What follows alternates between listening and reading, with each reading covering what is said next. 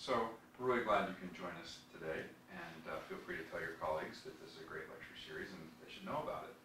So today we are pleased to present Dominick and Kayna Cassard, and their presentation is Exploring Relational Dynamics and Psychological Healing through Acro Yoga. They are Acro Yoga teachers. I'll tell you about each of them. So Kayna is a licensed marriage family therapist and in private practice in Venice. Has also a background in sexual health education. She's a sex therapist. Her mission is to provide couples and individuals with the knowledge and skills to learn how to love themselves and others more deeply. She's a trauma therapist also, specializing in her training is in a trauma resource model, and she has worked at other addiction facilities and is a former clinical associate here at Center for Healthy Sex. Yeah. So always glad to have you join us. And her practice of Acro Yoga for the past 3 years has provided a deeper understanding of the concept that she wants to help others enjoy an experience of reaching their potential through play, communication, intimacy that Acro Yoga can bring. I was just at a presentation this morning talking about the power of play and all the neuroscience relating the importance of it and helping to integrate people's psychological well-being, as if kids didn't know that already. And her co-presenter today is Dominick, who has over 600 hours of yoga teacher training and has practiced Acro Yoga for over 4 years, has a personal study in nervous system functioning and human anatomy, and he teaches Acro Yoga both in class and private format here in LA, and he's a trauma-informed yoga practitioner who believes that healing trauma comes from the body-mind connection. And with this belief, he teaches Acro Yoga students to enable communication around what they experience by tapping into physical senses and emotions throughout the practice. He also teaches in an addiction treatment center and focuses on utilizing deeper skills that the practices can bring to the clients in recovery. So, please welcome Dominick and Kayna Cassard. Thank you. You're in for a treat. Great for coming. Yeah. We're really excited. This is like our passion, child. We spend so much time just kind of talking about it all of the time together. Like, oh, did you hear about this? And read this. And so eventually it kind of came to light that this could be a potential healing intervention for clients, for people, just in general. Because of the conversations that we had had, finding out from other people that there was so much deeper connections and experiences that people had. One of our favorite teachers, after hearing us kind of geek out about it, was like, you guys need to do something with this, get this out into the world. And so You're like, yeah, we should. we should. Okay, this is good. Yeah, so here we are, trying to bring an understanding of this very odd looking thing, and give it some sense of credibility and sort of show that it's rooted in a lot of research and practices and biology. And hopefully by the end of our lecture today, you'll get a chance to understand how it can impact healing, how it can affect a nervous system in a healthy way to bring some sense of regulation. Hello, come on in. And then how it can actually improve relationships, both platonic and romantic. And then also potentially assist in treating trauma and helping in treat trauma. Just to get a sense of the room, how many therapists do we have in here? Okay, in the front. Okay, and then Casey. I'm a teacher. And you're a teacher. Yeah. Perfect. Great. Okay, so this will be super applicable to everything, to everybody. So there are several. Just to start, to give you sort of a framework of how this might look. Because also one of the other goals is how this actually might help your clients or potential students or parents, couples. Because I know that when I go to lectures, I want to walk away knowing, okay, how can I take this back? How can this be helpful for my clients? I might think of somebody in particular. I'm like, oh, that person. This could be that one thing that I'm looking for. So hopefully that's what you're also walking away with, is a good understanding of what your client might enter into, so that you can also talk with them about what it is, rather than saying, I don't know, here, talk to these people. They do something. So hopefully that's something that you'll get out of it as well.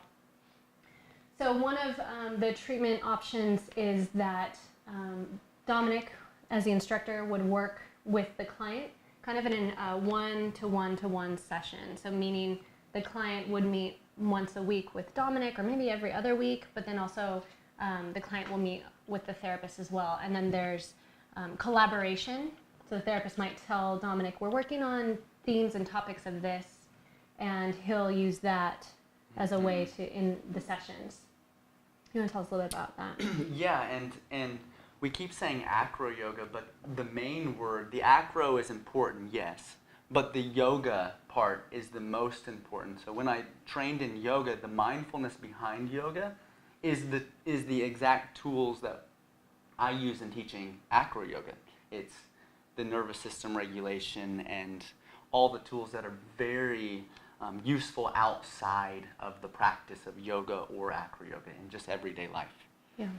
And if it seems like I'm standing awkwardly close to him, it's because we're trying to get him on the mic too, so that's why suddenly it gets very odd.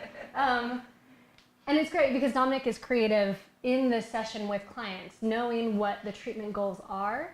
He brings it in and will use it in real time with the clients.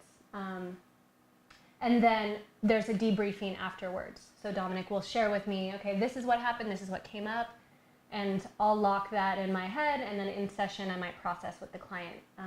So tell me about, what happened. Tell me about this experience, or isn't that interesting how this happened, and it's very similar to this other situation in your life. How might that work out for you, or what can you do that you learned here in the acro yoga session in the outside world, in a relationship issue, for instance.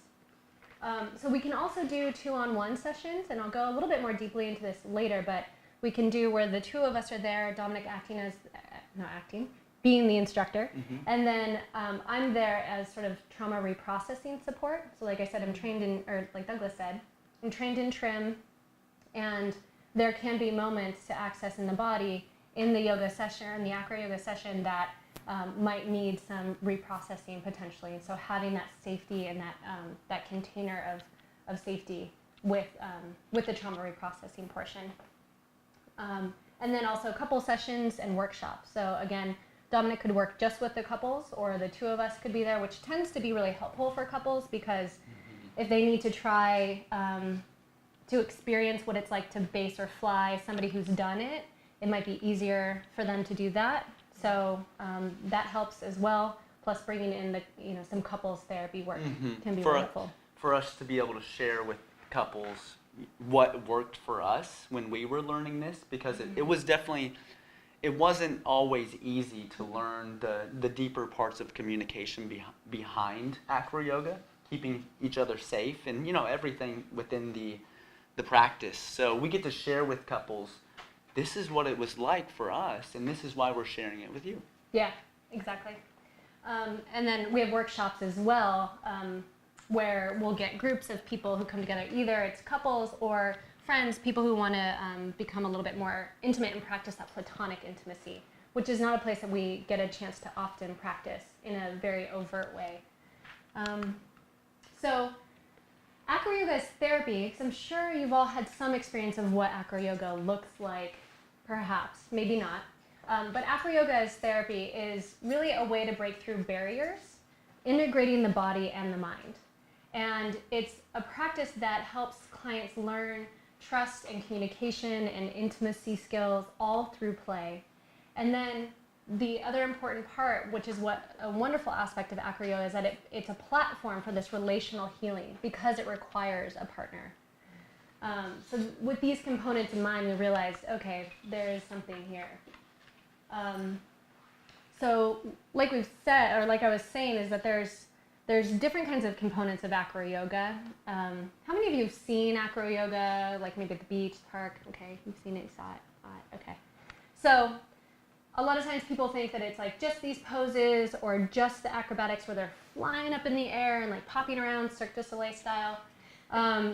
There's another component to it as well, and it's called therapeutics. And it's not therapeutics in the way that we're talking about therapeutic. Psychotherapeutic. Right. It's physical therapeutic. So it's like a tie fly thing. So you would the receiver would still be lifted in the air, and it's about releasing tension of the muscles in this. So it's very soft and relaxing in that way, but it's not about, it's also passive in a lot of ways. So the flyer can very much relax their muscles and find softness really in the present moment and be able to find that softness. And I, as the instructor, I give feedback to what I feel, because I always consider that the tension goes both ways in the practice. If I feel a lot of tension from the flyer, I'll just have them recognize and then, see about finding more softness in the pose. And that's one way of how we make it a little bit different than an average or typical acro yoga class. Not that they're not great and awesome in their own way, but this is what we try to bring is the more directive healing of we learned why acro yoga is healing, and we want to bring it to the conscious awareness of what's happening, what might be happening for the client and the experiences that they're having. And so there is this component of having somebody who's informed bring about those topics to the surface and bring it to present awareness of the client, and then help them practice skills like coping skills, communication skills in that moment, give feedback. So there's a lot more of the of like a therapeutic essence to any of the practices of acro yoga. So we'll give you a little bit of demonstration. We're going to show you. These are most of these poses. We've had some friends do that, and it just seems scary. Yeah. So most of these poses are things that some beginners can do. So I'm not able to do it because I've been practicing it. We're not able to do it because we've been practicing it for so long. These are ones that are kind of at the beginning portion of it, and it's a lot easier than a lot of people think. Mm-hmm. Okay.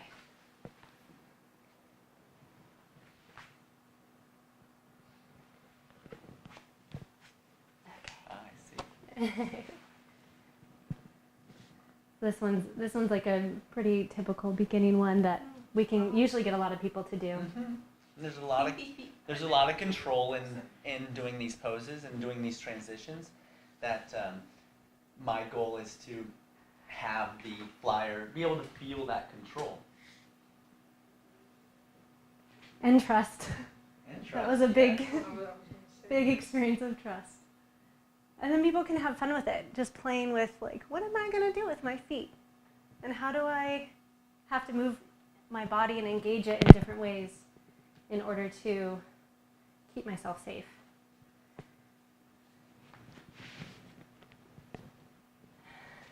And then listening. We listen really well. There's a lot of like nonverbal communication that's happening. So the unspoken language of acro yoga, the benefit to being able to listen to that nonverbal communication.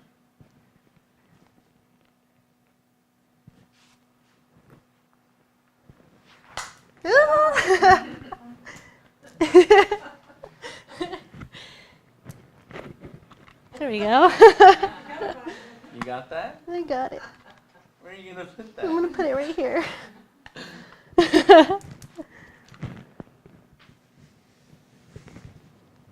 Hopefully it doesn't fall on your face. I think we're good. Wow. And down. Nice. All right. I'm glad that stayed on. Okay, we're good.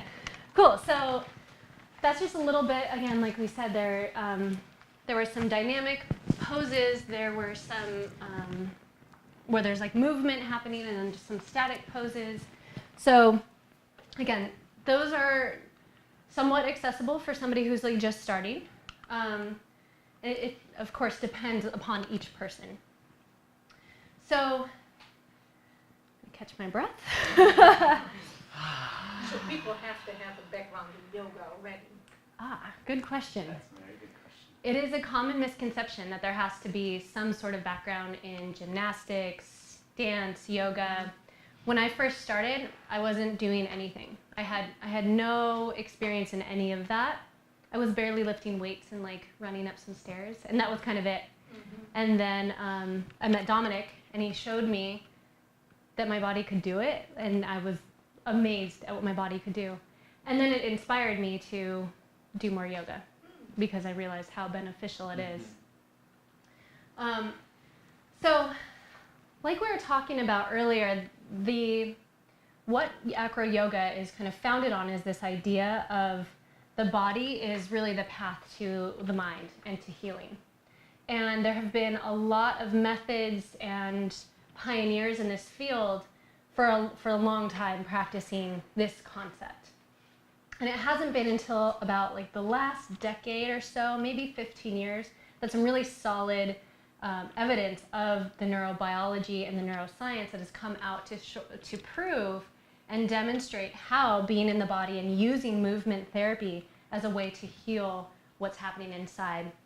And it's gained a lot of popularity lately. So we're just going to walk through a little bit of what has founded the idea of what we're working with.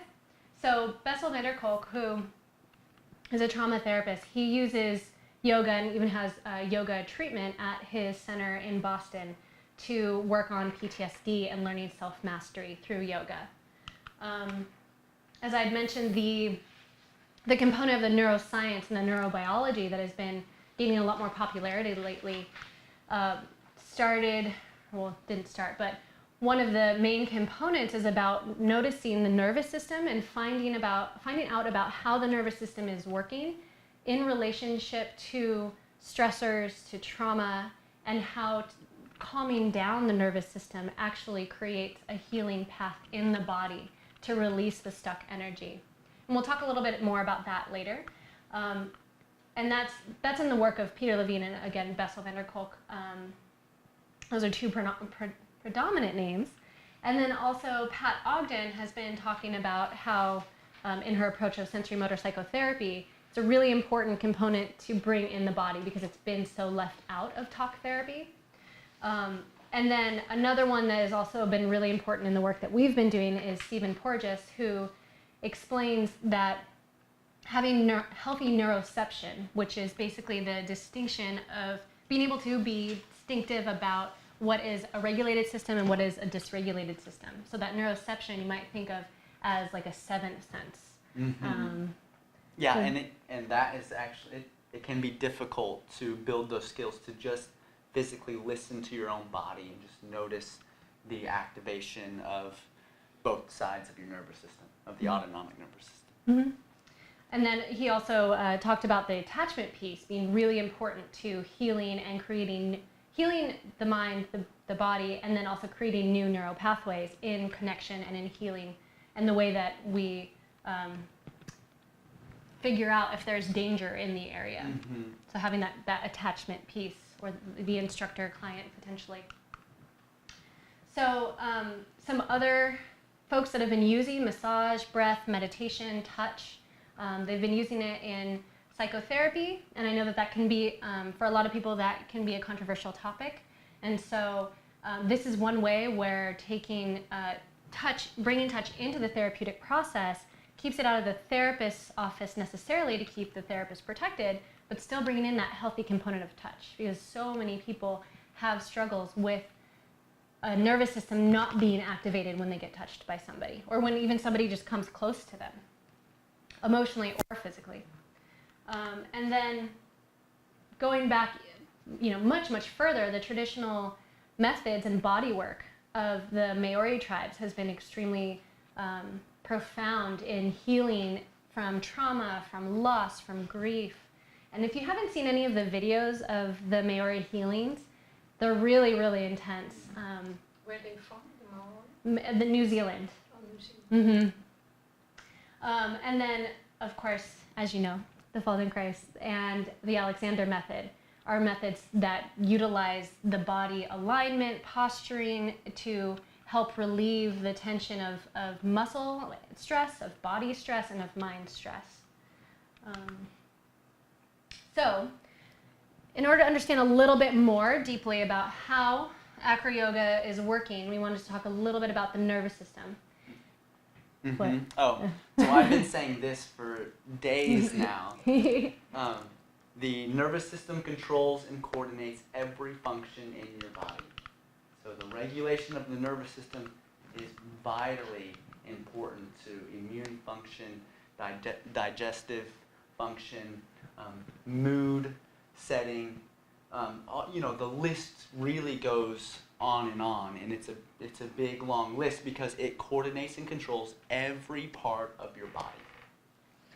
Which is why we figured, well, figuring out and understanding the nervous system and then figuring out how to work with it to calm it down and to make it happy is going to be a really important aspect to the healing process. So, this is going to be a little simplistic because it's not a neurobiology lecture, but there obviously are some specifics to this that I won't get into, but for the lecture's sake, we have, of the nervous system, we have two portions of it. One is the sympathetic and one is the parasympathetic. So the sympathetic, most of us are familiar with as the flight or fight or freeze response. And this is the accelerator. This tells our body that there's danger in the area, whether it's emotional, physical, and whether it's real or perceived. There's danger. And we need to shut down all of the parts of our body that are not necessary for survival in that moment. And we're going to amp up all of the things that are necessary for us to get out, to fight, or to go into a freeze state to protect us from imminent death. And a lot of times people are running around with a really highly accelerated nervous system and not even realizing it. Us humans, yeah. we have that fine ability to stay highly activated in the sympathetic state, for very long periods of time, which can have a large effect on the way our body functions internally. And maybe people with a high level of anxiety. Yes. Absolutely. Yeah. And that's having a system revved up a lot causes a lot of release of chemicals that are helpful, hormones that are helpful for a short period of time, but if it keeps on going, think about cortisol, for instance. If we get doses of cortisol at really high levels, it starts to become really toxic in our bodies. Mm-hmm. And if there's not a release of that toxin, it starts to cause inflammation and muscle tension. So this is how it sort of impacts the rest of the body. Then we have the parasympathetic system, which is the break. It's the rest and digest. It's the part that is online when we're just kind of sitting here. Maybe you guys have a pretty well-regulated system, and the parasympathetic is going for you guys. For us, we're probably more on the sympathetic because we're up here talking. So the parasympathetic is responsible for just moving through about the day. And when the parasympathetic and the sympathetic are well balanced, because we do need to have them both for survival, but when they're well balanced, then we're able to think a lot more clearly. We're able to make decisions without being overwhelmingly emotional about something. And this means that our prefrontal cortex, so the executive center of our brain, the one that makes decisions, and the rest of the neocortex. Our humanness. That's online and functioning. So we can make these wonderful decisions that we feel really good about. And respond instead of react. Mm-hmm. That's the efficient way of attacking a problem, of working through a problem. Yeah. So in the sympathetic, we're reacting. In the parasympathetic, we're responding. And not that the sympathetic is not useful, because sometimes we have to react. Your reflexes, it's very important that you can still have that reaction. And that's very healthy to be able to. Right. Avoid a car if it's coming at you. Mm-hmm. Absolutely. So this is based off of the Trauma Resource Institute and the TRIM model. So when we're in a sort of healthy, resilient zone, this is the nice balance of the nervous system. There's charges and there's releases, and it's a nice dance between the two. And some people have a really narrow zone, maybe something like that. And then some people might have a wider zone. So this is kind of what we're aiming for, to have a nice balance, but often what happens is we've got this crazy line, this crazy stressor. So here a stressor, a trigger, or a traumatic event happens, and instead of this nice black line of resiliency, we've got this intense up and down. Mm-hmm. Oh, and I wanted to mention the window of tolerance. So the slide previous, the more you have the nervous system regulation, the wider that window becomes, and therefore you can still stay in that resilient zone. Things might affect you, of course, but you can still stay in that zone where you can respond effectively to incoming stimulus. Mm-hmm. So the idea about Acro Yoga is that it's a bottom-up processing experience. So instead of trying to tackle a problem using our mind, using words and cognition, we're focusing on the body and the sensations that are happening in the body, which then gives information to the mind. If we can regulate the body, we can have access to the prefrontal cortex.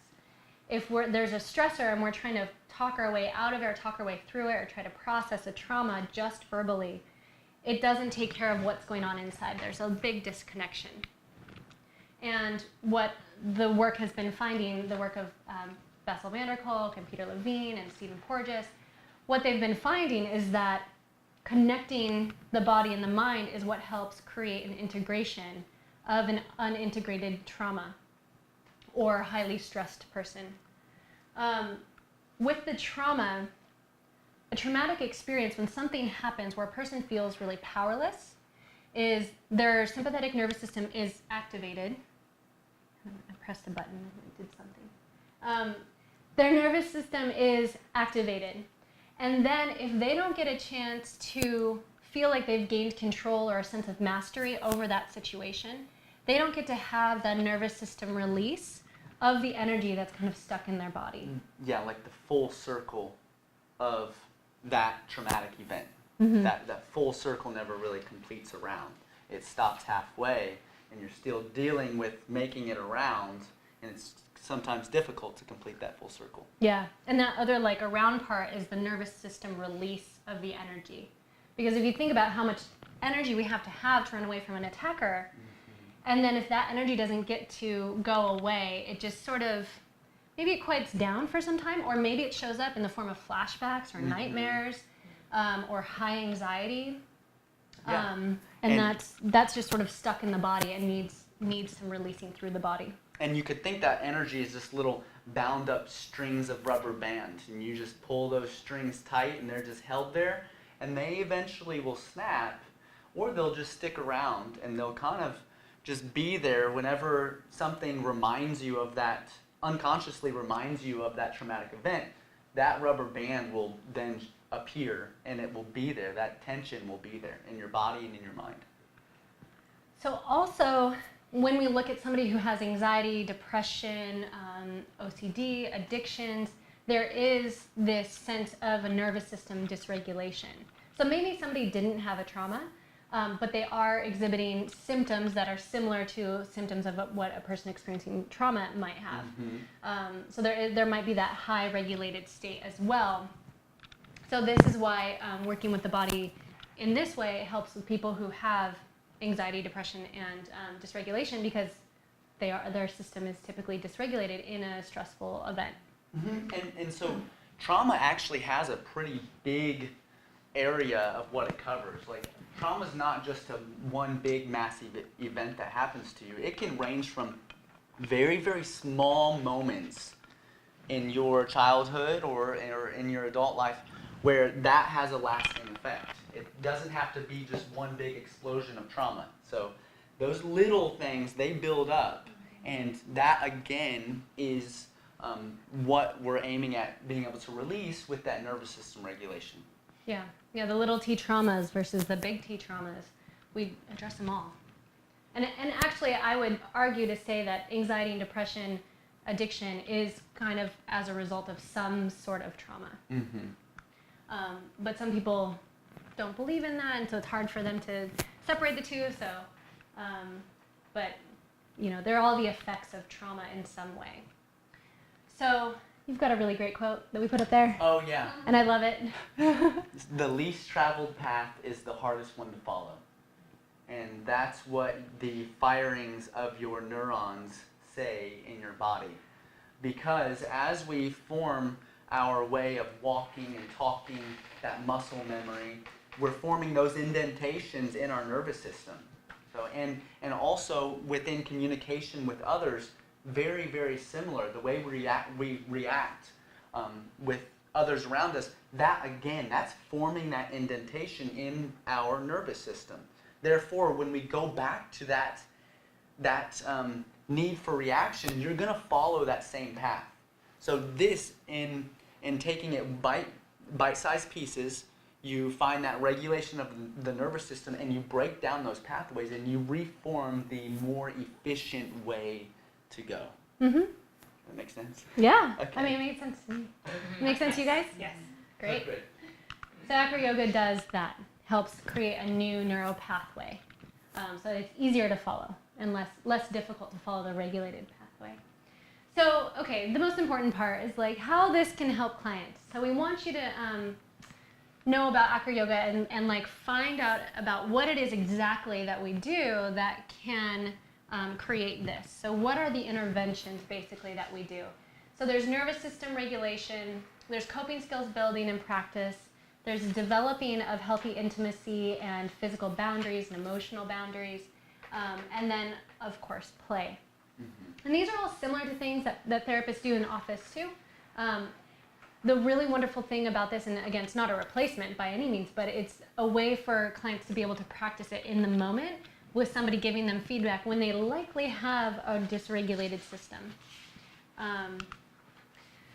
So what we do is we give them a really good understanding, hopefully they get a good understanding of what the nervous system is, what it does, and how it impacts their body. Similar to the way that we described it to you guys, we like for our clients to learn about it as well so that they can start to be empowered to feel that sense of when their nervous system is dysregulated. Once they know what is going on inside of them, they can then use their body as a way into what might be coming up in their mind, into their thoughts. So a lot of people say, I feel really angry, but I don't know why.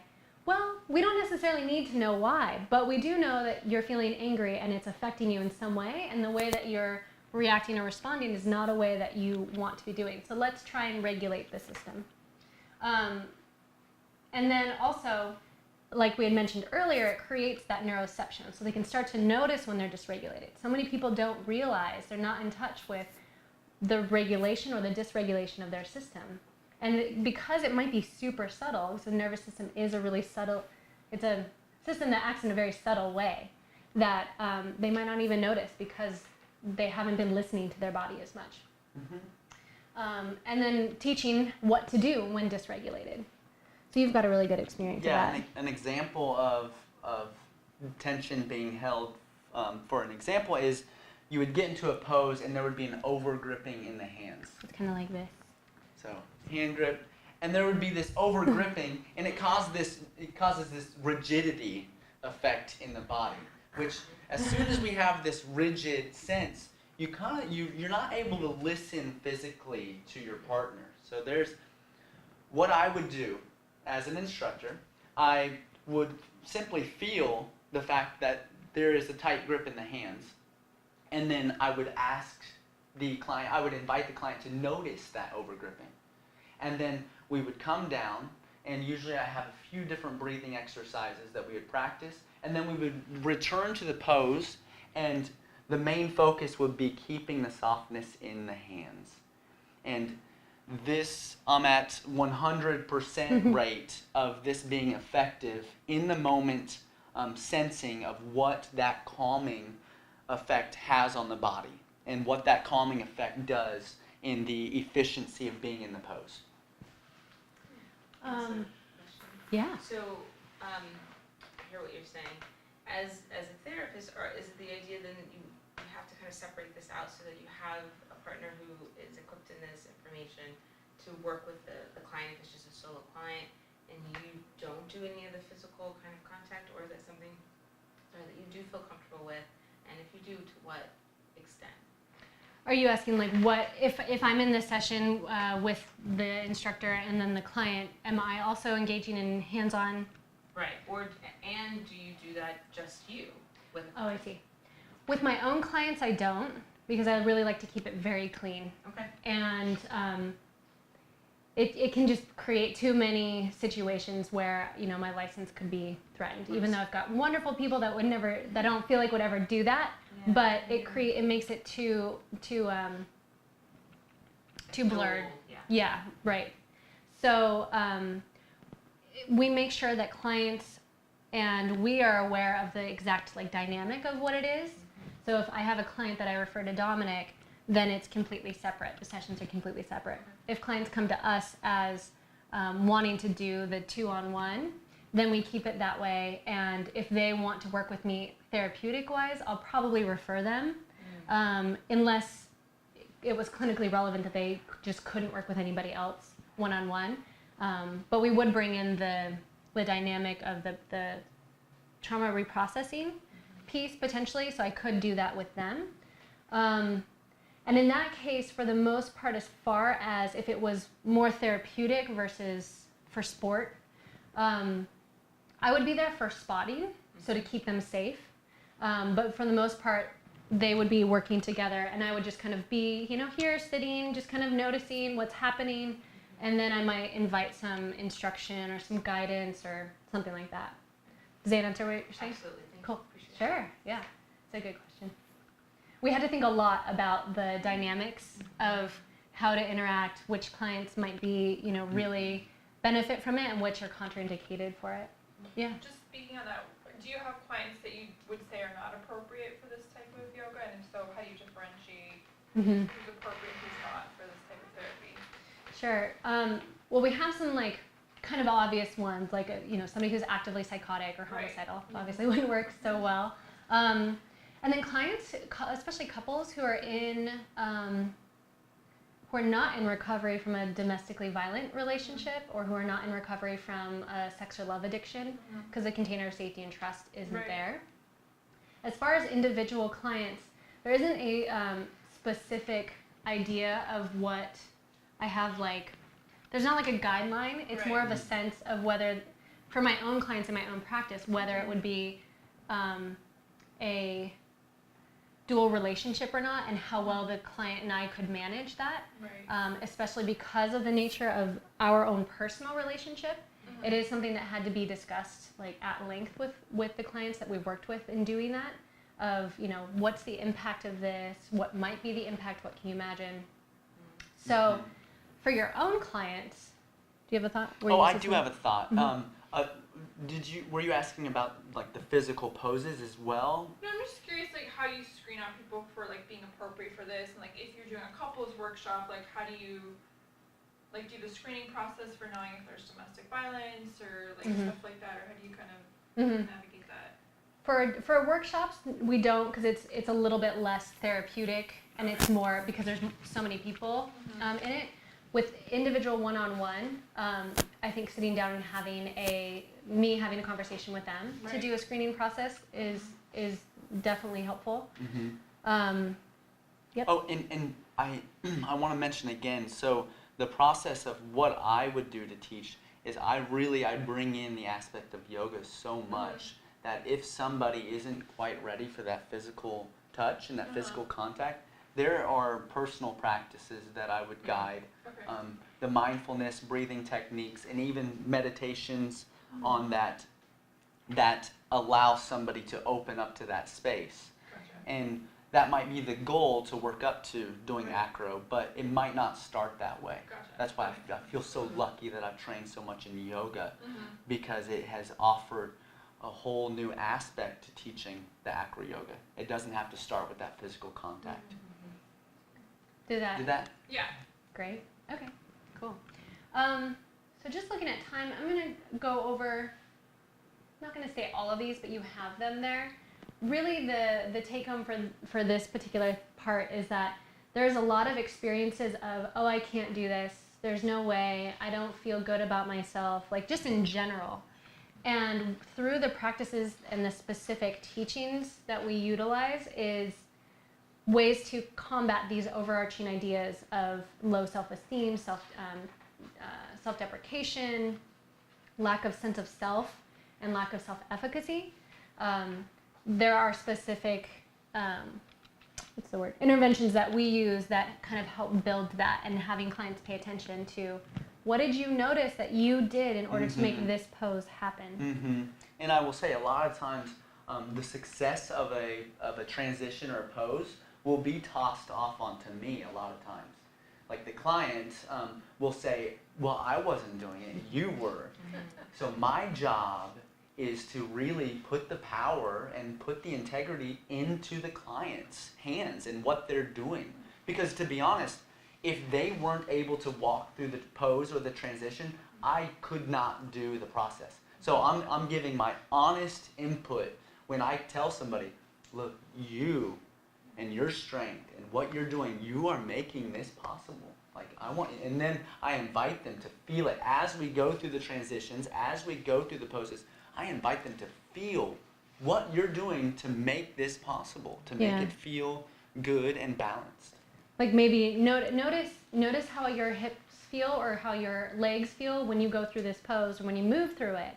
And that gives them sort of a place to start. And they notice, oh, yes, I'm externally rotating, my foot. Obviously with the language that Dominick would provide, like, oh yeah, I see how I'm externally rotating my foot so that you can put your foot there. Oh, okay, I see what I'm doing.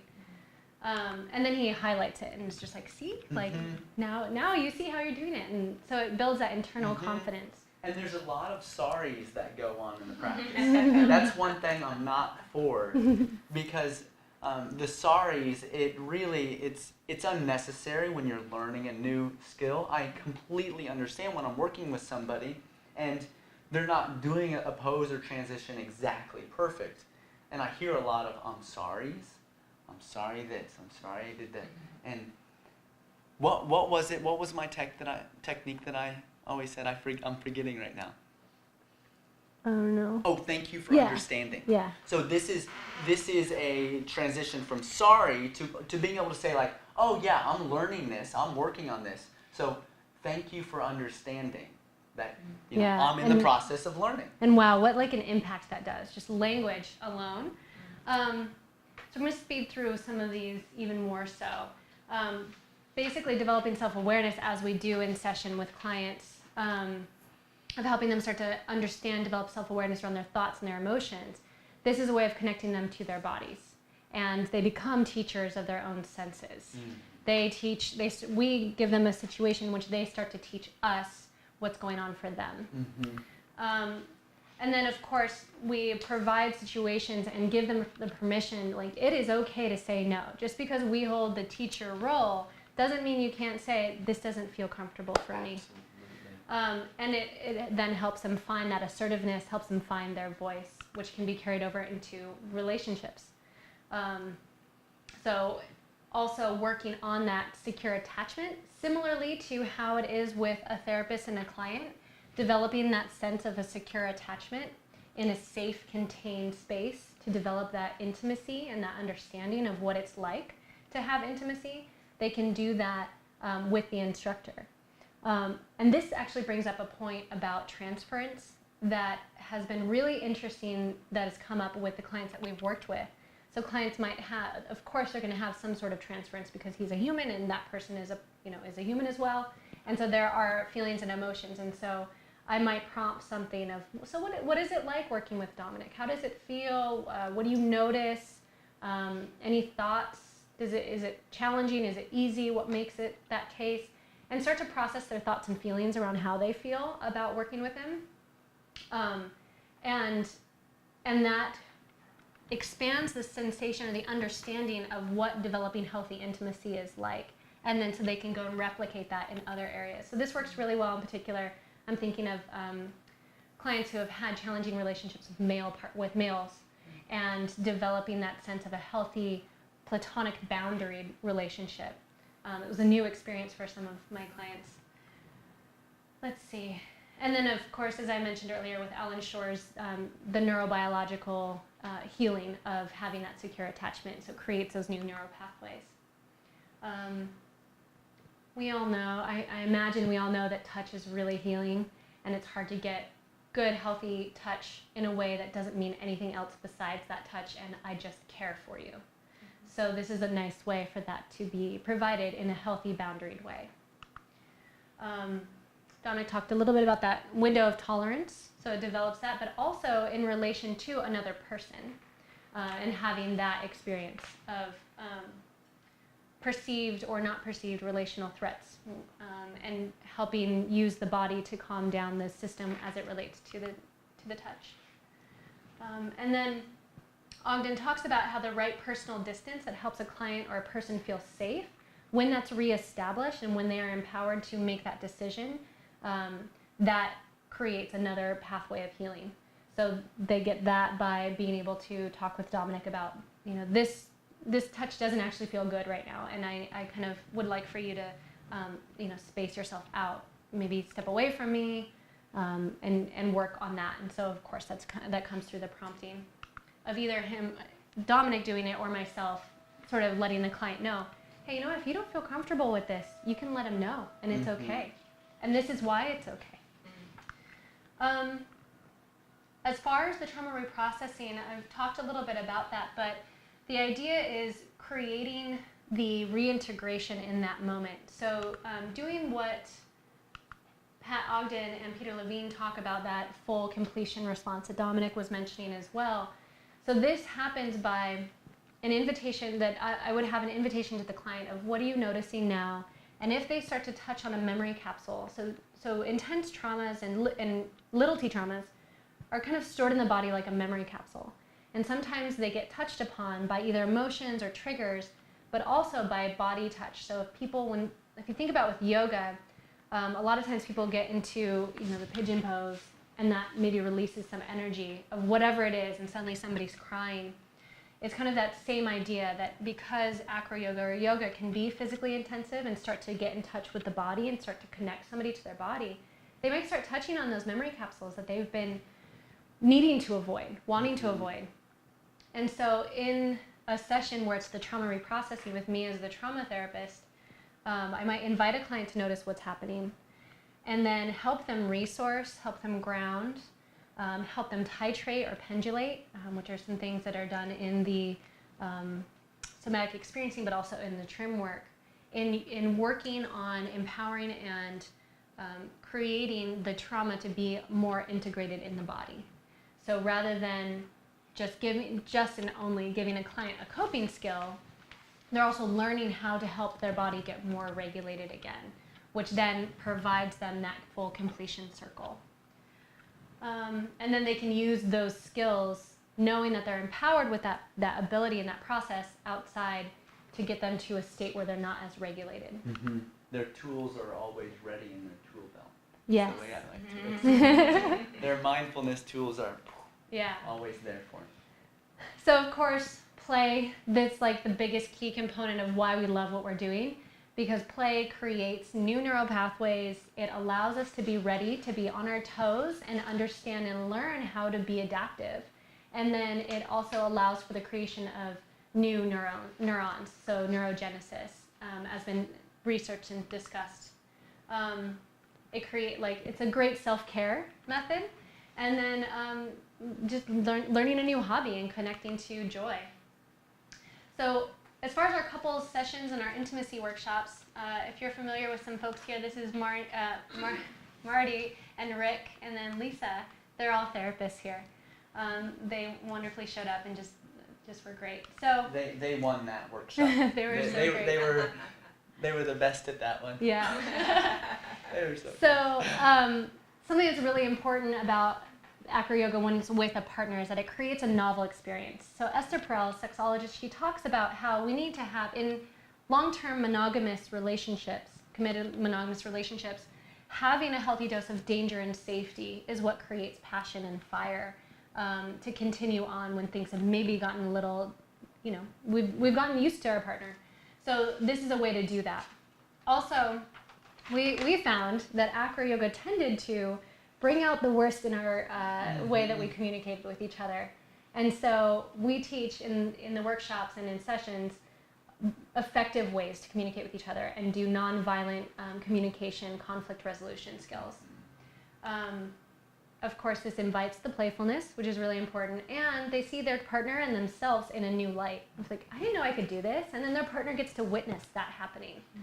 And of course, through those things, that creates the container of safety and trust with each other. So that develops that sense of, I've got your back, I'm there for you, which is something that in the PACT model, Stan Tatkin talks about how you are in each other's care. It's a co-regulatory system in order to create a secure functioning system, which is really important in order to battle life's challenges. Because if I know that I've got your back and you've got mine, then we'll be able to try and figure this out together. And that's what Acro Yoga does. We teach them how to have problem-solving skills together. We talked a bit about contraindications, some misconceptions. So I base Dominick a lot, and I love it, and it's great. And he's much stronger and more dense than I am, and I'm not very strong. But well, I shouldn't say that. I'm strong. I didn't think I could do it, and so of course there are some limitations in the sense that, like, obesity could be a problem, but being overweight is not a problem, because it's more about tight as light. So having somebody, if you think about balancing a broomstick, and when it's really strong and just like holding its shape as a broomstick does, you can balance it. You can get underneath it, you can move it around, and it's not a problem with 2 fingers. If you take that same broomstick, the same weight, and it's limp like a noodle, you're not going to be able to really do anything with it. So tight as light, and then also this idea of bone stacking. So when we're standing here, our ankles are underneath our knees, under our hips, and our shoulders. It's easy and effortless. I'm not using muscle to stand here. That's the same concept of most of the Acro Yoga poses, is that we're not using muscle, we're using strength and balance and center of gravity. And then also we talked about you don't need a background in this to do it. So really, the point is that it's diverse, that we can use yoga. Dominick does yoga. We can do counterbalancing, therapeutics, and then the sport acrobatics as well. So it's a very accessible across age, abilities, fit level, and it just really is a lot more accessible than people think. And I wanted to mention the power poses. Okay. So really quick, I know we're short on time. But one thing that I bring into my yoga classes that I teach and the private lessons is positive affirmations and power poses. Hugely effective, especially when you're going through the process of learning physical poses and learning transitions and noticing your strength. I bring these things in as a way to really bump up and for someone to visualize that confidence and visualize that strength within them. Very, very effective for me and for others. Yeah. Okay. So we want to make sure that it's not like a too much, too soon, too fast, because that's what trauma is. So we just guide it at whatever level the client is ready to do. Okay. So we'll give a quick demo and then leave some time for questions. Is there somebody who would be willing to try doing doing a pose or two with Dominick? And I'll be here to spot. I'll do it. You'll do it? Okay. Okay, cool. All right. I'm gonna shake out my legs. Yeah, the adrenaline is running through you, huh? Yeah. So we only got maybe 2 minutes. Okay, so we'll line up here. And the first thing I want, and what's your name? Katrine. Dominick. Thank you for being here. So first thing I want to invite you to do is practice saying down. Down is the magic word. Okay. If you ever feel uncomfortable physically, if anything feels too much on the hips, arms, anything, you can say the word down, and that's I'll bring you safely to the ground, just so you know. Okay. And then before going in, there is that mindfulness. So together as a group, can we take 3 breaths in and out? One, very nice. And again, let's take one more. Nice breath in and out. So a little bit of regulation there can be very effective. Okay. And then, so I'll go ahead and lay down. And then there can be a process of going into this, but for time's sake, so you go ahead and step up, if you will. And then I'll line up my feet, and then notice your body. Try and think about staying all the way standing up straight. And then we'll begin here. I'm not even going to lift you up at the beginning because I want you to feel the support even before we go into the pose. To begin here, you might lean into my feet. And do you feel the support already? Mm-hmm. Okay. Continue leaning in, and I'll just bend in a little bit. Yeah? Okay. And then I'll press you back to stand. Okay. Oh, yeah. And try and keep that straight line Mm-hmm. and standing up all the way straight. Little drawing in of your core muscles. And then go ahead and lean in. And then feel that support of my feet. Mm-hmm. And I'll bend in a little bit more. Lean in a little bit more if you will. Very nice. And then I'll press you back to stand. So this is a little calibration. Okay. We get to feel the posture out. Let's do one more of these. Okay. And imagine moving forward with your hips rather than your chest. Oh, okay. Yeah. Yeah, is that okay? Mm-hmm. And then I'll press you back to stand. Now how do you feel? You ready to fly? I'm ready to Okay. So lifting it up, my hands will go wide, your hands will go directly forward. You'll reach out. And instead of reaching for my hands from your hips, allow me to bend into my knees and bring your hands to mine. Okay. So that way you keep that straight line through your body Okay. as we go into the posture. So go ahead and lean in. We'll find that support. And then your hands ready. All bend in. And then, whoop. Very nice. And then press your arms straight to your own degree. And her hands are nice and soft here. There's this listening skill. This is called a power line here. This is that bone stacking effect. Yeah. And I have that in my feet as well. Very nice. So just notice what's happening in your body. Yeah, I can tell. So just notice what's happening in your body right now, Katrine. And just notice if there's any place that this feels really, really good. Well, it's nice. It feels nice? Mm-hmm. What tells you that it feels nice? Is there something? Yeah, I feel very relaxed. Yeah. Very nice. Mm-hmm. Is there anywhere in particular that you feel relaxed? Like, can you notice a place in your body? I think maybe my upper body. Okay, great. So just notice what it's like to be in your upper body, feeling really good, or everywhere. And just noticing that. Cool. And we'll take it just a little bit further, if you will. Okay. So I want you to press your arms all the way straight, and then draw your shoulders back. And then slowly begin to lift your arms up. My hands are going to be here the entire time. Yay! Very nice. Nice. You are phenomenal. Yeah. Very nice. And then reconnect hands. And then very slowly, I'll bend into my knees. I'll bring your feet down, and then come up to stand. Yes. Yeah. You are nice and relaxed. Yeah. No, It was fun. Good, good. Thank you for flying. Good.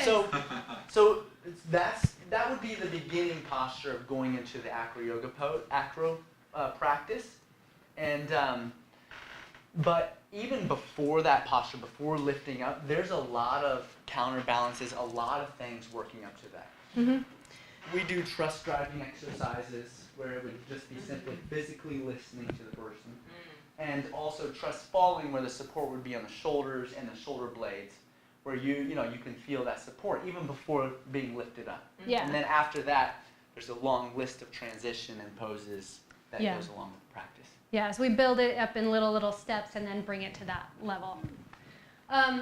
So how this might work for you, when we're available, we've got a workshop that's coming up next Saturday, the 29th. We forgot our promo stuff about it, so it's on our website, which is in the slides that you have.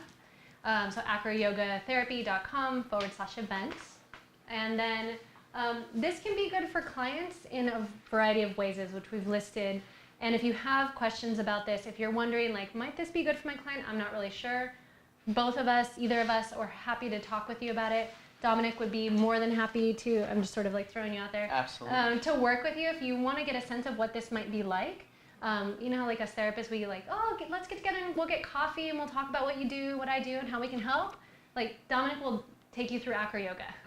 No more coffee. Well, you can get coffee if you want, but you get to fly and see what it's like to experience what it might be like in a therapeutic session. And then here's our contact information for you all. It's in the back. Are there any remaining questions or thoughts? Douglas says. If everybody would like, I can just email you their contact information Oh, as yeah. well, and that way you know how to find them and about their workshop or a link. Great. Thank you. That would make it easy.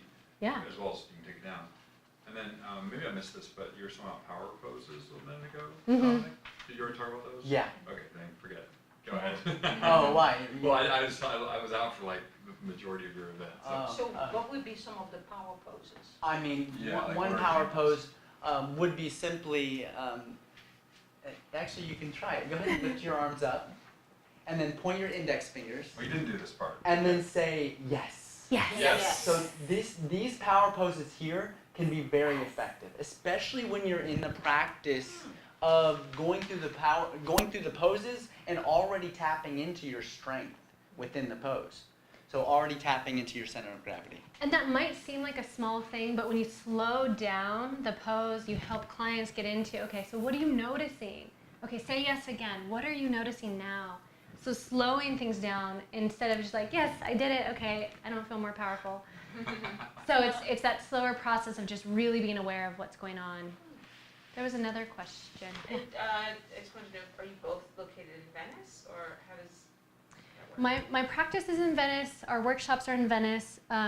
Dominick travels anywhere, to homes, to parks, to beaches, yoga studios. He does practice sometimes in my yoga studio at our office. He's versatile. We're going to Thailand tonight to go teach.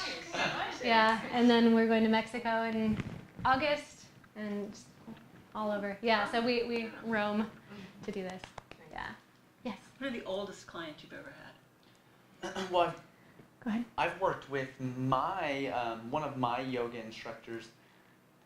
I don't know her age exactly, but she 60s, 65. 60s, yeah. But she does practice yoga. But the thing is, with the practice of yoga, there's a lot of trust that you have in yourself within the practice of yoga. So diving in and trusting other people, that's a new practice in itself. So she is practicing yoga, but she's about 65. Have you ever used any of this with people with dementia? No, that's interesting. Because my parents are 91 and 86, Uh-huh. and they both have dementia. Mm-hmm. But I think this would be really good for them, and they would be totally into this. Yeah. I mean, Well, Yeah. well, I think some of the practices that you're not lifting the individual off the ground could be. they'd be wanting to do that. They would be wanting to. With each other?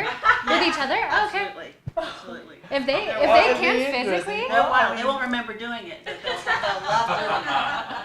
yeah. Huh. If there's like medical clearance, like I don't see why there couldn't be. We would have to talk. Yeah, we would have to talk.